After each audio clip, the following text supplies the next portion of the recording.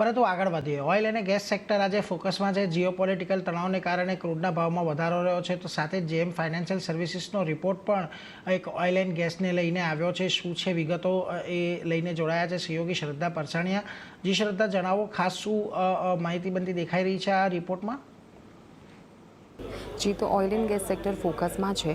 ક્રૂડમાં પાછલા 2 સેશનમાં મોટી અપટીક જોવા મળી છે અને લગભગ 15% વધારેનો અહીંયા ઉછાળ જોવા મળ્યો છે। ખાસ કરીને જીઓપોલિટિકલ ટેન્શન્સના કારણે ક્રૂડમાં આ ભાવમાં ઉછાળ જોવા મળ્યો છે અને અત્યારે ક્રૂડ 4 મહિનાની હાઈ પર આપણને જોવા મળી રહ્યો છે। જેમ ફાઇનાન્શિયલ્સનો ઓઇલ એન્ડ ગેસ પર રિપોર્ટ આવ્યો છે, તેઓનું કહેવું છે કે એપ્રિલ 2025માં ગેસ ડિમાન્ડમાં 7%નો ઘટાડો નોંધાયો છે YoY બેસિસ પર, જે 184 MMSCMD પર જોવા મળી છે। Q4 FY25ની વાત કરીએ તો ગેસ ડિમાન્ડમાં 4%નો ઘટાડો નોંધાયો હતો YoY બેસિસ પર, ખાસ કરીને એલિવેટેડ સ્પોટ LNGમાં। પાવર સેક્ટર અને ઇન્ડસ્ટ્રીઝ પાસેથી પણ નબળી ડિમાન્ડ આવતી જોવા મળી રહી છે એવું તેઓને લાગી રહ્યું છે અને એપ્રિલ 2025માં LNG ડિમાન્ડમાં 13%નો ઘટાડો જોવા મળ્યો હતો, જ્યારે Q4માં 4.6%ની ડિક્લાઇન નોંધાઈ હતી। તેઓનું માનવું છે કે રિફાઇનરી, ફર્ટિલાઇઝર અને પાવર સેગમેન્ટમાં પણ ડિમાન્ડમાં અત્યારે ઘટાડો જોવા મળી રહ્યો છે।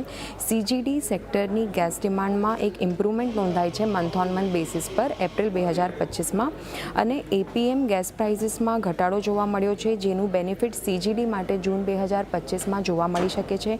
એશિયન સ્પોટ LNG પ્રાઇસીસની વાત કરીએ તો એ અત્યારે $12 પર MMBTU એટલે કે બ્રેન્ટના 19% જેટલી જોવા મળી રહી છે અને ગેસ કંપનીઝની વાત કરીએ તો એમાં હાઈ સ્પોટ LNG પ્રાઇસ જોવા મળી રહી છે, જે ટૂંકા ગાળા માટે એક ચિંતાનો વિષય છે એવું તેઓને લાગી રહ્યું છે। પણ તેઓને અપેક્ષા છે કે મીડિયમથી લઈને લોંગ ટર્મ માટે આ સ્પોટ LNG પ્રાઇઝીસમાં એક મોડરેશન આવતું જોવા મળી શકે છે।